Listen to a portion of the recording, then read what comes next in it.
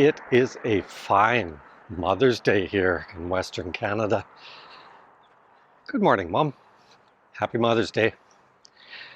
Okay, I want to talk to you guys today about why did I end up in the Philippines? And it wasn't Lynn. Some of the things that we want to do in life, guys, is catch your wife at a moment like this. Don't make me smile. She It's can't really smile. hard. It's supposed to help her face and all that stuff, but she can't smile because it's designed to make her face crack. No, I need to laugh. I hate it. So how did I end up in the Philippines? Well, I worked at a facility with almost probably close to 300 of them. And I got to know a number of them to the point where they were inviting me to, get-togethers after work at their houses and stuff. And right there, it starts with, they don't think about going to the pub. It's house. They invite you to their home. And, it's, that kind of starts it all. The second is that it wasn't until after I'd been in the Philippines for a while, started coming back here, and I had retired, I realized the pace of life. Oh my goodness, the pace of life in Canada.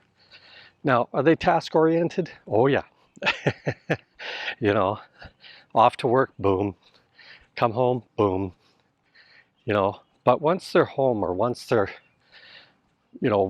where they want to be, the shedding, I guess I would call it shedding, the shedding of the day just goes away, even if they're at work, and they become more social towards each other. And that's when I kind of discovered that I used to call Southeast Asians sociopaths, because they didn't smile at each other. I'm used to it from Western BC. We're probably one of the least populated per square meter in the entire world, and used to almost knowing everybody around you.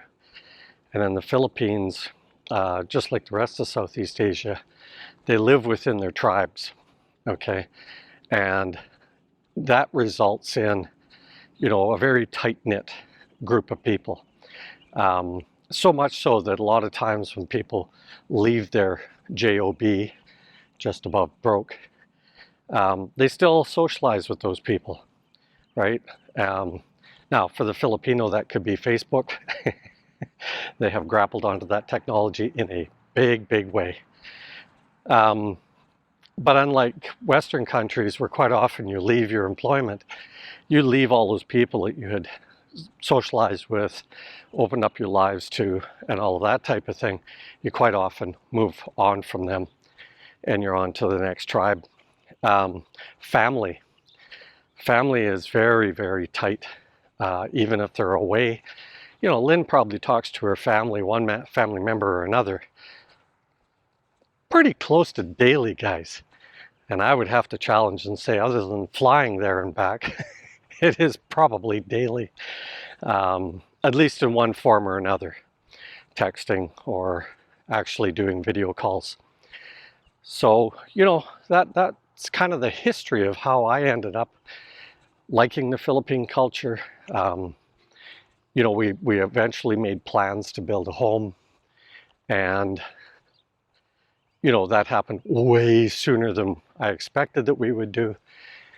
Just because the finances and stuff would dictate it.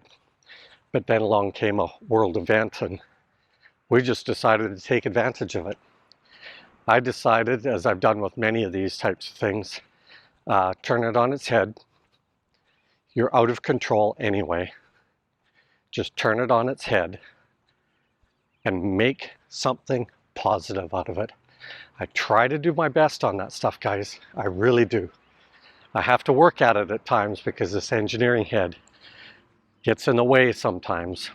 But, it's all about, where you're ultimately going to feel comfortable with living or partly living. And for me, that is the Philippines. You know, the English didn't hurt for me. I'm not a language guy. I'm not going to pick up on languages easy. So I have to accept that, right? Okay, I've rambled on long enough. Later, Gators.